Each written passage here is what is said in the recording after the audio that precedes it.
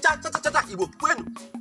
Anyị abịala ọzọ ịkụzi etu esi ebe gịnị, etu esi egbusisi ọgba akwụ nke egbuturu n'elu nkwụ.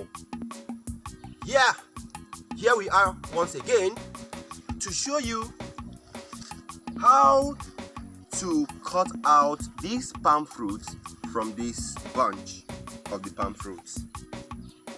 We are here to learn, or rather for me to show you how to cut out the ripe palm fruits out of the palm fruit bunch. Can I be doing it?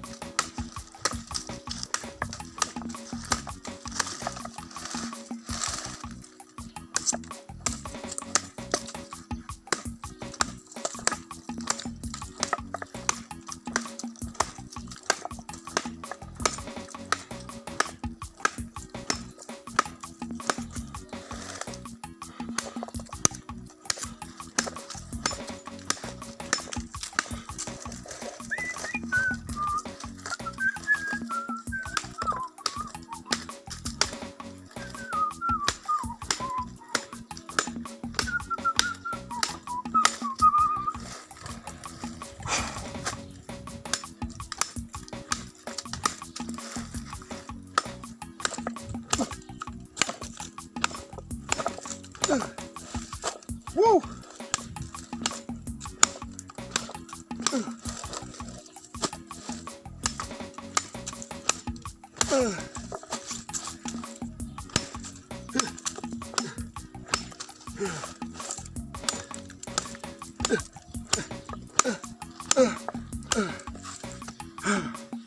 Ndị Igbo biko nụ, echefukwala ihe unu ga-eme n'anyị Igbo ka unu wee na-akwado ihe anyị na-eme, n'ihi na ihe a bụ peji bụ maka nkụzi na mmụta asụsụ Igbo. Ya bụ na ọ bụrụ na ilechaa ihe a na-eme, mụta otu ihe ma ọ bụ abụọ n'ime ya, ghara ikesa ka ndị ọzọ mụta. Enwekwara otu ọdụ adịọ ka anyị na-arịọ, biko aha m bụ Maazị Chris Okuda, nke unu jiri Ichie One Love were malụ. Ụfọdụ na-akpọ m gịnị, Maazị Magazine. Ihe m na-ekwu bụ kesanụ vidiyo a, ma tupu ị na-ekesa, like ya ihe anyị na-eme, imepekwana anya were kwuo uche gị, kesara na anyị vidiyo anụ. Ensure you share this video.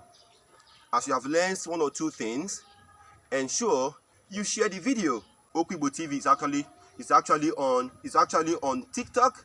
We are on Instagram. We are on YouTube. We are on Facebook. Okwu Igbo TV cut across all platforms. Now let's watch. Let's continue.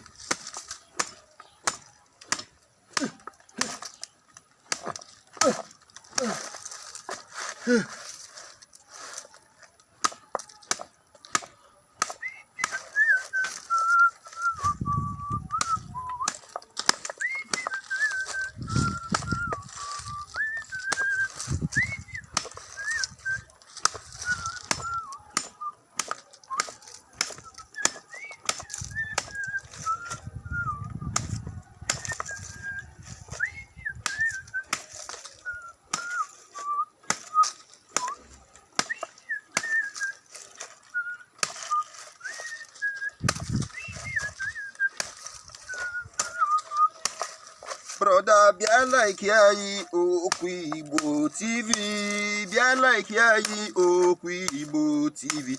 Ebe anyị na-enwe aṅụrị Okwu Igbo, n'ime ya ka anyị na-amụta ihe Okwu Igbo TV.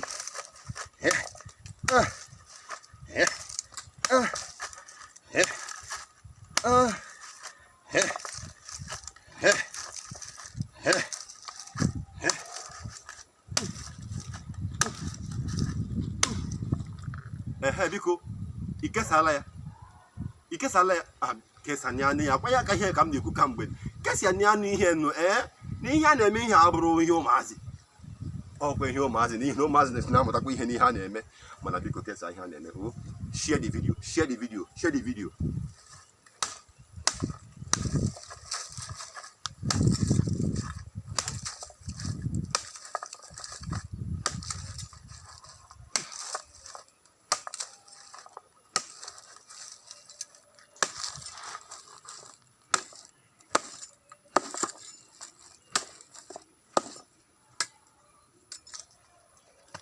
unu ọhụrụ ka o si aga